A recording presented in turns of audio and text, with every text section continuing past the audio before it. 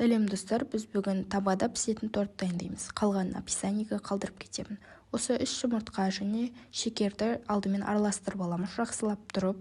Шекерде, жұмыртқада екеуі де жақсылап араласуы қажет. Оның көп ішіп, жақсы болып араласқан ол өзімізге қажет, өзіміздің тортымызға өте пайдасын тигізеді. Себебі басындағы бұл ингредиенттердің маңызы өте зор.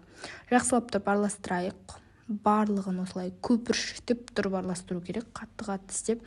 Өйткені сонда ғана бізде екі тестаның құрамындағы заттары араласып кететін болады және сол арқылы жақсы болып шығады. Жақсылап араластырамыз. Дәл осылай жақсылап өте қатты ұстап тұрып араластырсаңыздар, екеуі тезірек араласады. Қолыңызды миксер деп елестетіп солай араластыруыңыз керек.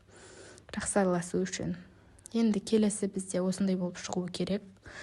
Одан кейін біз бұны үстіне ванилин қосып жібереміз. Яғни бір пачка ванилин керек болады. Себебі оның иісі, дәмі ерекше керемет торттың дәмін, иісін беріп тұратын болады. Оны да жақсылап қосып жібердім. Одан кейін міне 150 мл ақ май құйып жібердім. Осыны тоже араластырамыз жақсылап тұрып. Осылай араластыру керек, себебі маймен осы қалған тестаның құрамындағы заттардың барлығы араласып кетуі қажет, бір-біріне үйлесіп, араласып, бір-біріне құрамдас болып кету керек. Араластырамыз өте қатты. Міне осылай болып шығу керек. Одан соң біз оның араласып жатқаннан соң біз оның үстіне тағы сүт қосып жіберген болатын 200-250 мл-дей. Міне осыны қостым, міне аппақ болып тұр. Сүттің өзі секілді. Тек қана сол сияқты оны да араластыруымыз керек. Тестамыз шығу үшін әрине араластырып отыру керек. Тоқтамай. Сол арқылы біздің тортымыз дайын болады. Разрыхлитель саламыз. Бұл жерде мен 1,5 шай қасықтай қосып жібердім, себебі оның үлкейіп пісу үшін керек болады, көлем үшін.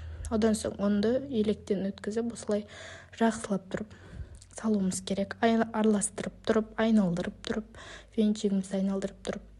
Содан кейін оны бөліп салуларыңыз керек. Онда 200-250 мл, яғни граммдай болу керек. Сонда жақсы болып шығады.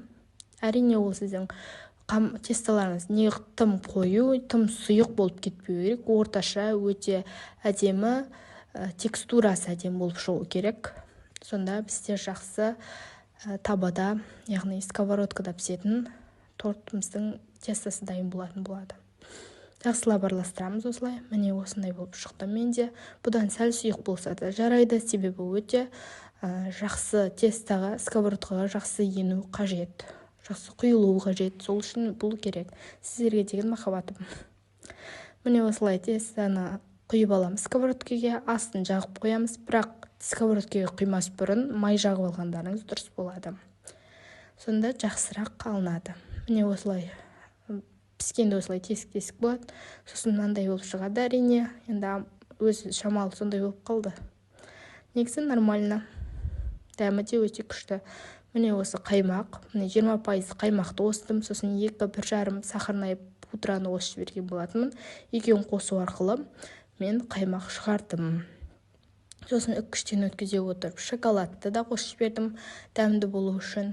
Міне арасына жағып, 5-6 коржды жинап, осылай жасап шықтым. Бетіндегі соның сыртқы бейнесін ұнтақтағанмын.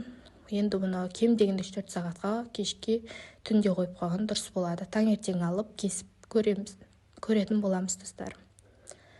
Міне дайын болды. Мына бетіндегілер ол әрине шоколадтың үкіштері, айналасындағы да үкіштен өткізілген шоколад.